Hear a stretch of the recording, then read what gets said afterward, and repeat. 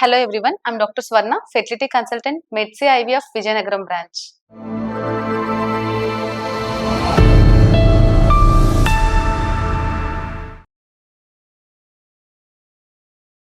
ఈ simple blood test మీరు చేయించుకోవడం వల్ల మీరు ఫ్యూచర్‌లో హాస్పిటల్స్ చుట్టూ తిరగకుండా చేసుకోవచ్చు. అది మీకు తెలుసా? ఆ బ్లడ్ టెస్ట్ పేరే ఏఎంహెచ్ టెస్ట్.